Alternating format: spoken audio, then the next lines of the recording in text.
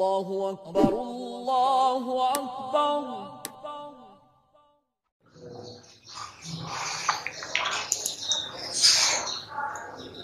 اس قانون صورتحال کو پیش نظر رکھتے ہوئے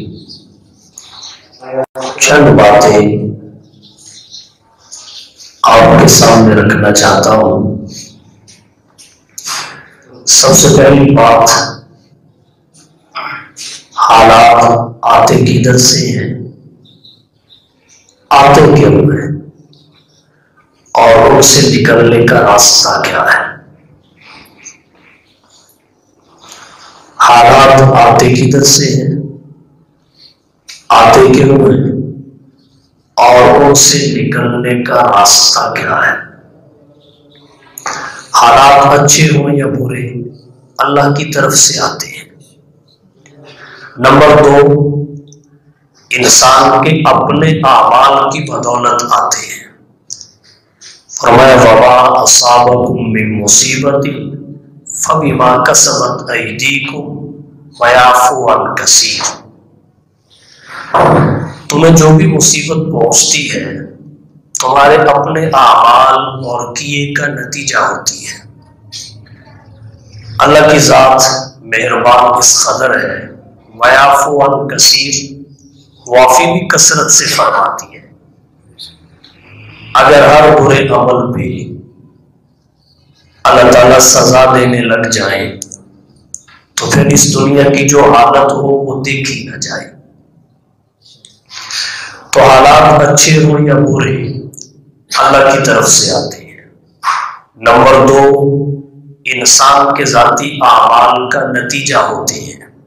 نمبر 3، ان سے نکلنے کا راستہ کیا ہے۔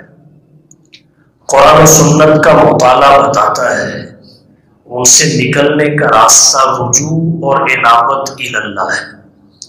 اللہ کی طرف متوجہ ہونا، توبہ استغفار کرنا، دعا کرنا، آہوزاری کرنا، رونا اور گڑ گڑانا،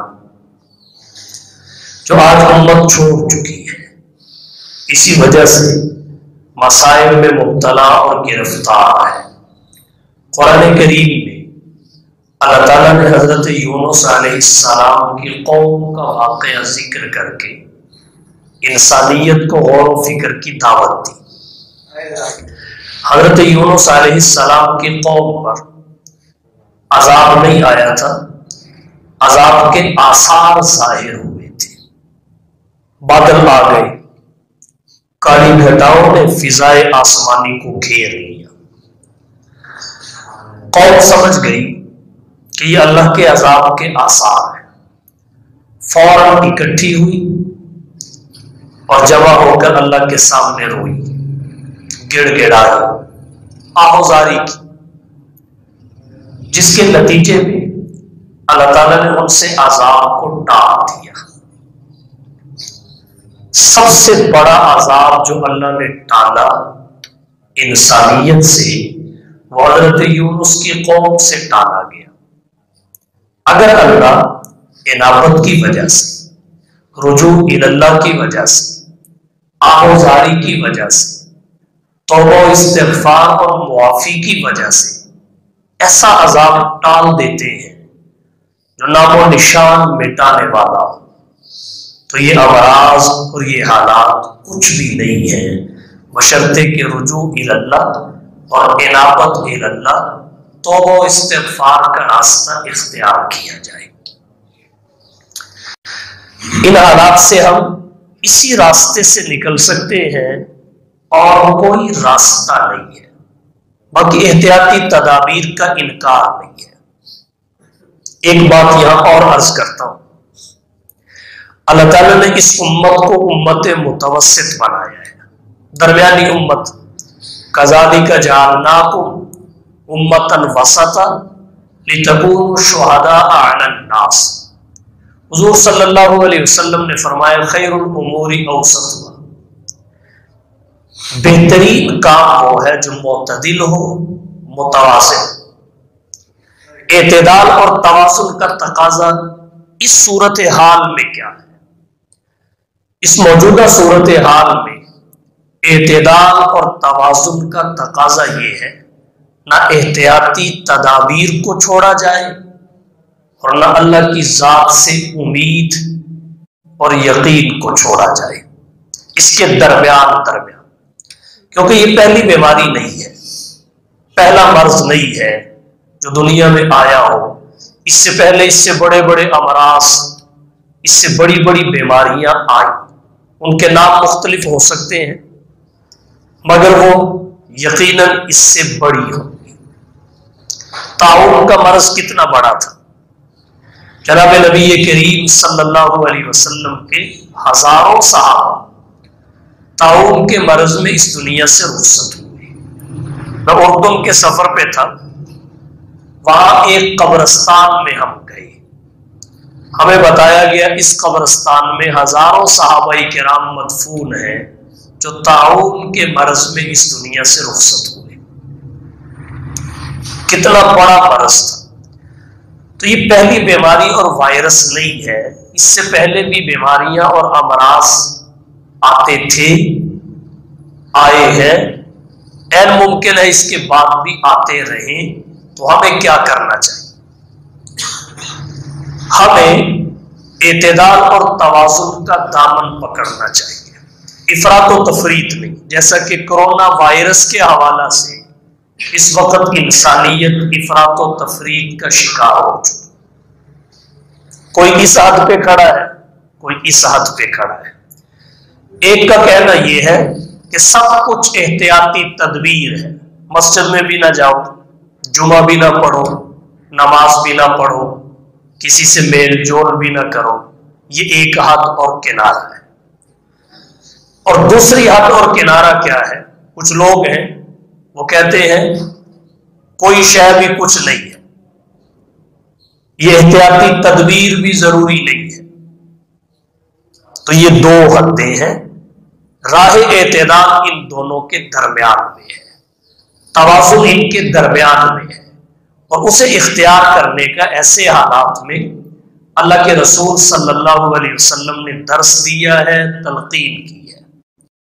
میں ایک حدیث مبارکہ کا حوالہ دینا چاہوں گا۔ جب طاعون کا مرض پھیلا جس میں ہزاروں صحابہ کرام اس دنیا سے رخصت ہوئے، آپ صلی اللہ علیہ وسلم نے حکم فرمایا اگر کسی جگہ پر طاعون کا مرض پھیل جائے، تم وہاں پہلے سے مقیم ہو تو تم اس جگہ اور شہر کو چھوڑ کر دوسری جگہ نہ جاؤ، اور جو باہر کے لوگ ہیں وہ سفر کر کے اس جگہ پہ نہ آئیں جہاں طاعون کا مرض پھیلا ہوا ہے، جہاں پھیلا وہ باہر نہ جائیں اور باہر والے وہاں نہ آئیں۔ اللہ کے رسول صلی اللہ علیہ وسلم نے کیسے اعتدال کا درس دیا، ایسا اعتدال کہ احتیاطی تدبیر بھی ثابت ہو گئی، اللہ کی ذات سے امید اور توکل کا خاتمہ بھی نہیں ہوا۔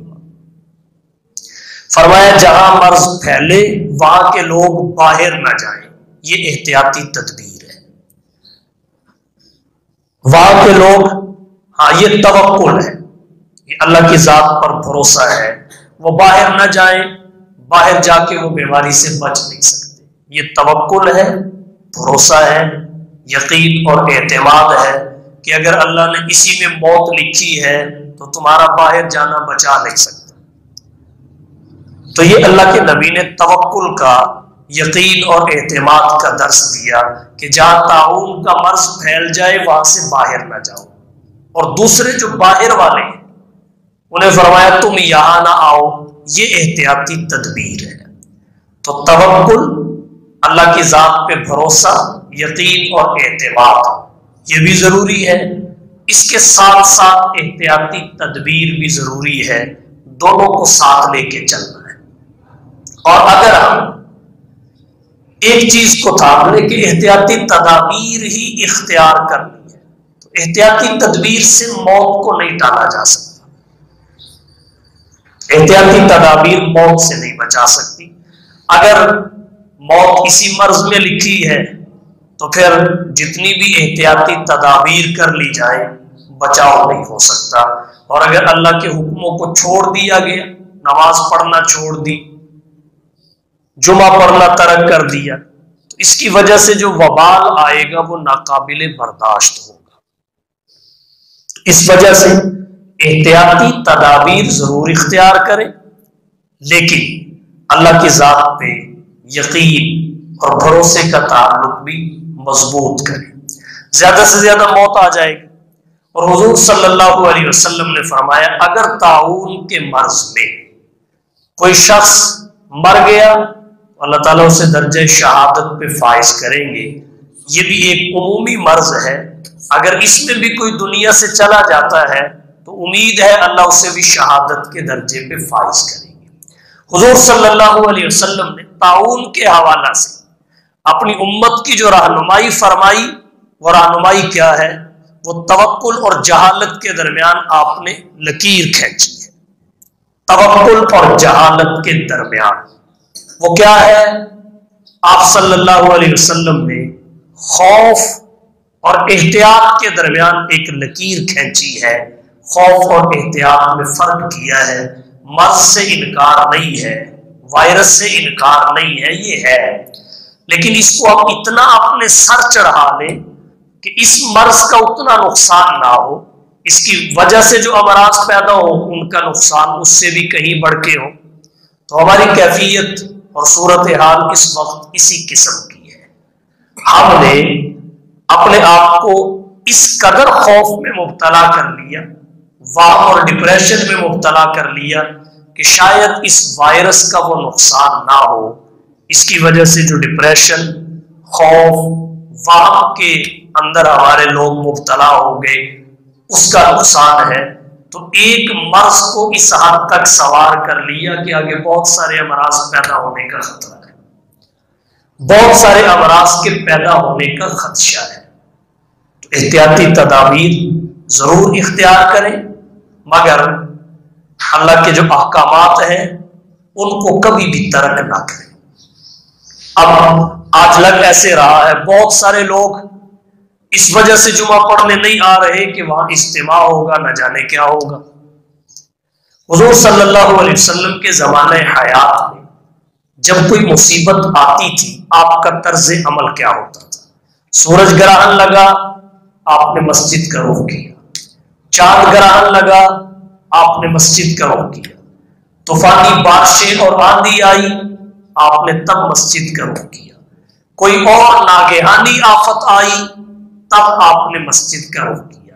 آپ نے لوگوں کو مسجد اور جماعت کی طرف متوجہ کیا، کیونکہ ان حالات سے نکلنے کا راستہ فقط یہی ہے اور کوئی نہیں ہے۔ ایک بات یہاں اور میں عرض کرتا ہوں، جب برے حالات آتے ہیں ان کا مقصد صرف عذاب ہی نہیں ہوتا، قرآن و سنت کا مطالعہ بتاتا ہے مقاصد اور بھی ہوتے ہیں۔ کبھی اللہ کی طرف سے جو حالات آتے ہیں وہ بلندی درجات کے لیے آتے ہیں، کبھی ابتلا اور آزمائش کے طور پہ آتے ہیں۔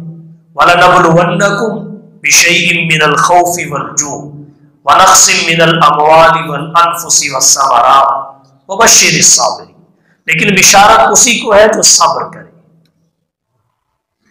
اور پھر اگر اس تناظر میں ہم قرآن و سنت سے رہنمائی لیں تو اللہ نے نسخہ یہ بتایا، یا ایھا الذین آمنوا استعینوا بالصبر والصلاۃ، استعینوا بالصبر والصلاۃ ان اللہ مع الصابرین۔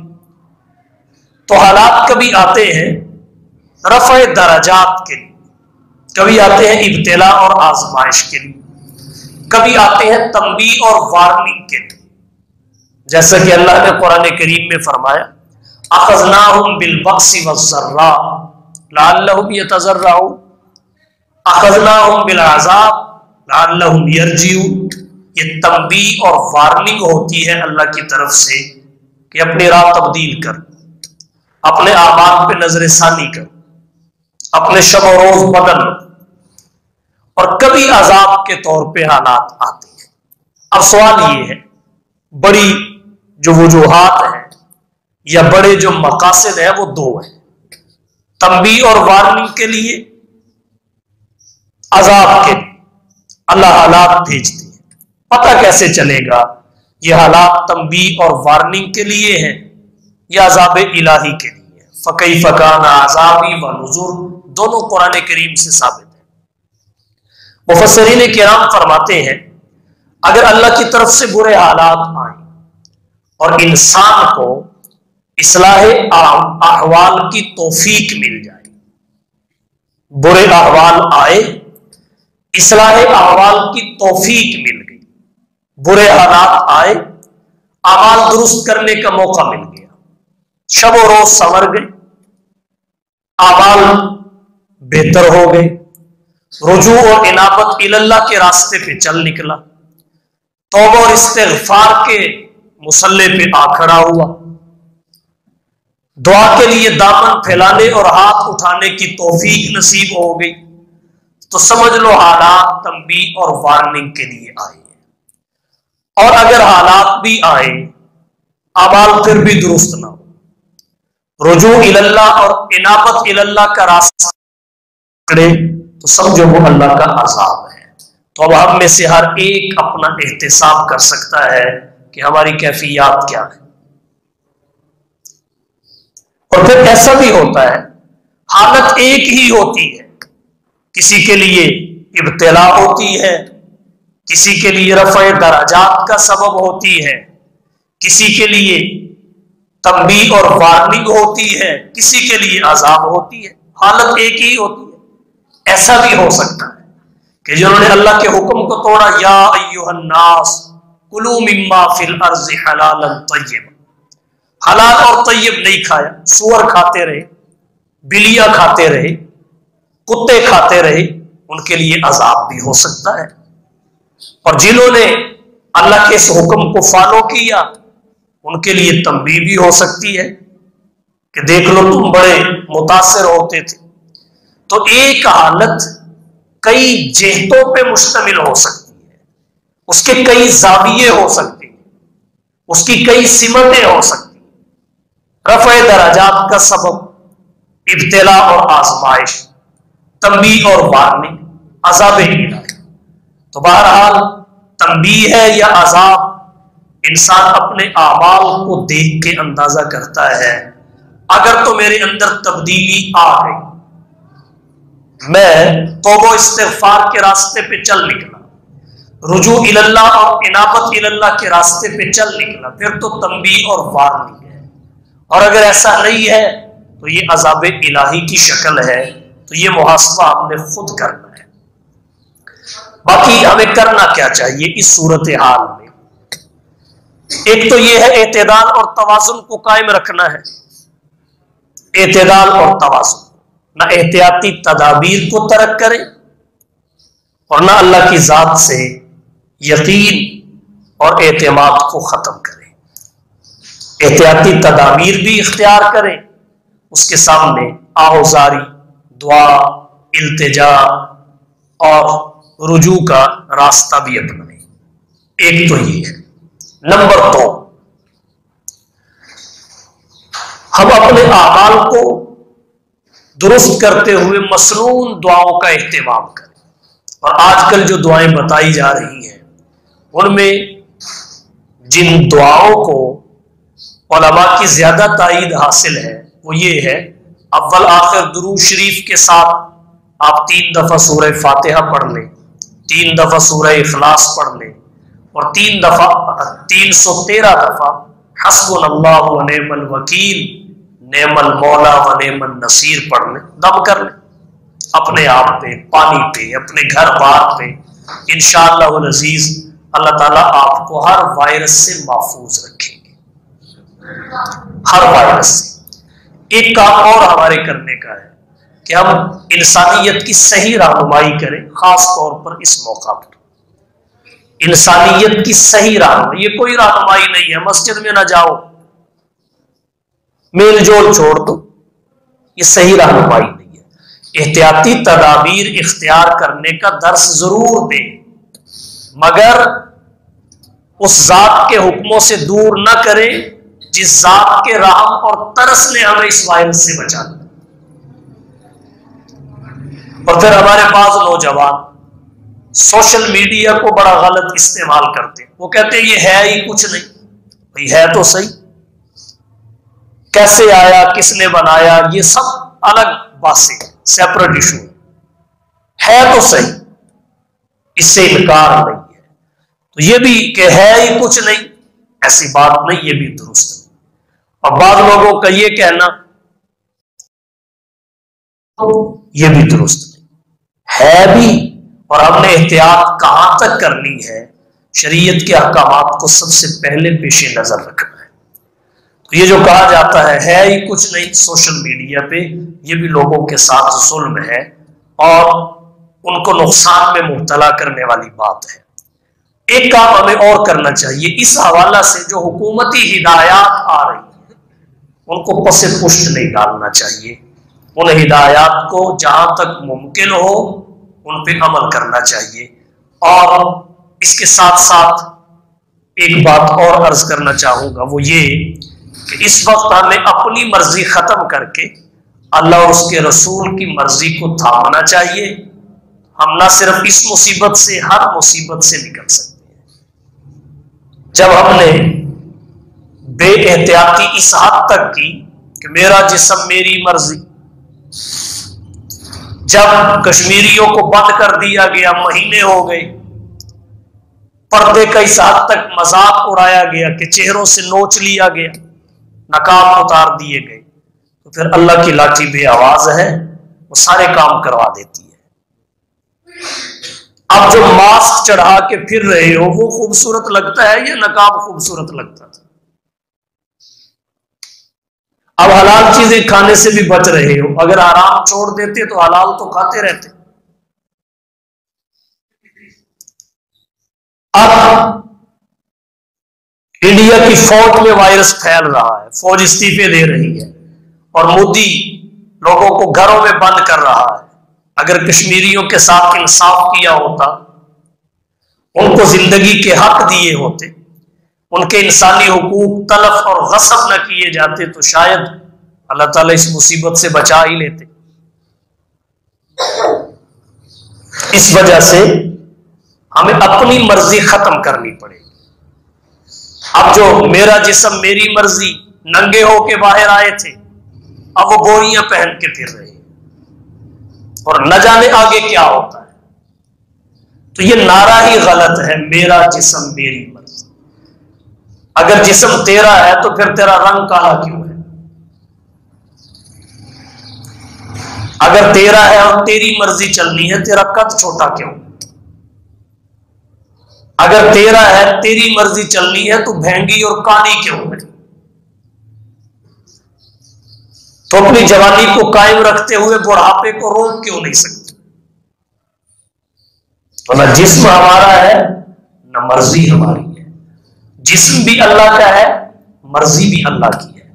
ایک شخص اگر کوئی مشین بناتا ہے، اس کے ساتھ ایک گائیڈ بک جاری کرتا ہے. بے شک یہ مشین اس وقت تیرے تصرف میں آ چکی ہے، مگر یہ صحیح تب رہے گی جب اس گائیڈ بک کے مطابق استعمال کرو گے. اگر اس گائیڈ بک سے ہٹ کر استعمال کرو گے، بے شک تصرف میں تیرے ہے، قبضے میں تیرے ہے، یہ صحیح نہیں رہے گی.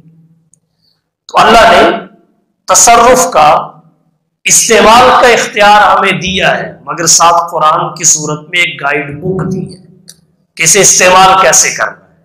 استعمال کے طریقے بتائیں گے، حدود بتائیں گے، قیود سے پردہ اٹھایا ہے. اگر اس طرح کریں گے تو یہ مشینری ٹھیک رہے گی، اگر اس طرح نہیں کریں گے تو ٹھیک نہیں رہے گی. میرا جسم میری مرضی، تو نے کتے کھائے دوسروں کو بھی مصیبت میں مبتلا کر دیا. تو نے خنزیر اور بندر کھائے دوسروں کو بھی مصیبت میں مبتلا کر دیا. اور شاید دوسروں پر مصیبت امر بالمعروف اور نہی عن المنکر کے ترک کی وجہ سے آئی ہو، ان سے متاثر ہونے کی وجہ سے آئی ہو. لہذا بڑی احتیاط کا وقت ہے. اس لیے ہمیں چاہیے ہم توبہ و استغفار، رجوع اور انابت الی اللہ کا دامن تھامیں. بڑی بڑی مصیبتوں سے اللہ نجات عطا فرما دیتے ہیں، یہ تو مصیبت ہی کوئی نہیں ہے. اللہ تعالی ہمارے ملک کی حفاظت فرمائے، پوری دنیا کی حفاظت فرمائے۔ یہاں ایک بات میں اور عرض کرتا ہوں، اس موقع پر یہ بھی نہیں کہ ہم اپنے لیے ہی دعا کریں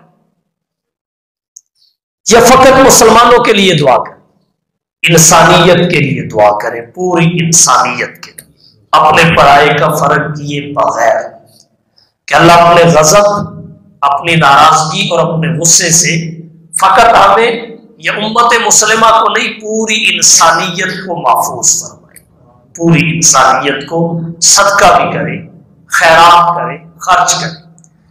اور اب حالات اگرچہ کشیدہ ہیں، وہ مالی وسعت دیکھنے میں نہیں مل رہی، لیکن قرآن کریم کا درس یہ ہے کہ مصیبت اور تنگی کے وقت میں خرچ کرنے کا جو درجہ ہے وہ سہولت اور آسانی کے وقت میں خرچ کرنے کا نہیں ہے۔ غالباً سورۃ الحدید میں ہے، مالکم اللہ تنفقوا فی سبیل اللہ، تمہیں کیا ہوا اللہ کے راستے میں خرچ نہیں کرتے، تمہارے پاس جو ہے وہ تمہارا نہیں ہے۔ وَلِلَّهِ مِيرَاثُ السَّمَاوَاتِ وَالْأَرْضِ، یہ زمین و آسمان سارے کا سارا اللہ کی میراث ہے، تمہیں عارضی تصرف کا اللہ نے اختیار دیا ہے۔ اور پھر اللہ نے کیا فرمایا؟ لا يستوي منكم من انفق من قبل الفتح وقاتل اولئك اعظم درجة من الذين انفقوا من بعد وقاتل۔ صحابہ کرام دو قسم کے تھے، ایک وہ تھے جنہوں نے فتح مکہ سے پہلے خرچ کیا اور جہاد کیا، تھے جنہوں نے فتح مکہ کے بعد خرچ کیا اور جہاد کیا۔ اب اللہ فرماتا ہے منکم من انفق، تم میں یہ دونوں برابر نہیں ہے، جنہوں نے پہلے خرچ اور قتال کیا، اولئک اعظم درجۃ من الذین انفقوا من بعد وقاتل، وہ اللہ کے ہاں درجے کے اعتبار سے بڑے ہیں ان سے جنہوں نے فتح مکہ کے بعد خرچ بھی کیا، قتال بھی کیا۔ اب خرچ بھی دونوں نے کیا، قتال بھی دونوں نے کیا، لیکن ایک کا رتبہ بڑا ہے، دوسرے کا چھوٹا ہے۔ کیوں؟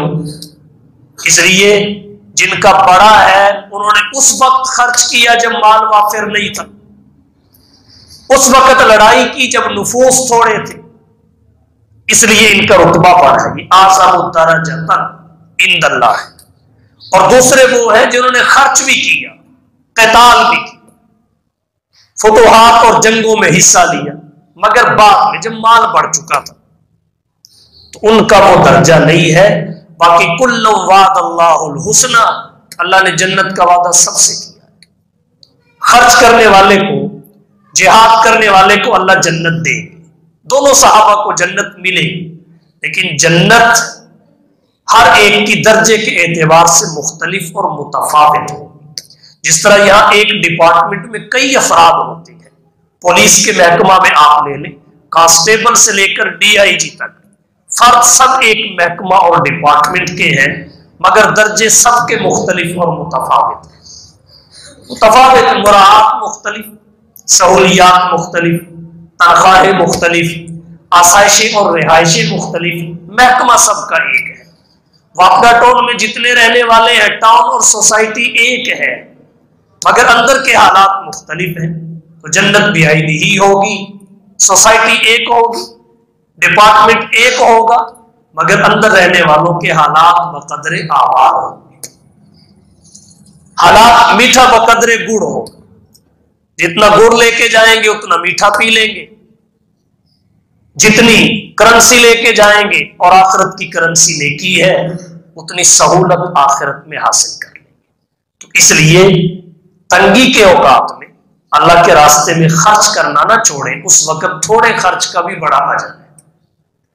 اور ایسے حالات میں اللہ کے سامنے رونے کا جو رتبہ ہے، اور رونا آتا بھی ایسے حالات میں ہے، عام حالات میں نہیں ہے۔ نوافل بھی پڑھے، خرچ بھی کرے، دعاؤں کا اہتمام کرے، اللہ کی طرف رجوع رکھے، احتیاطی تدابیر کے نام پہ مسجد سے دور نہ ہو، احتیاطی تدابیر کے نام سے مدارس سے دور نہ ہو، احتیاطی تدابیر کے نام سے دعا کو اپنے سے الگ نہ کرے۔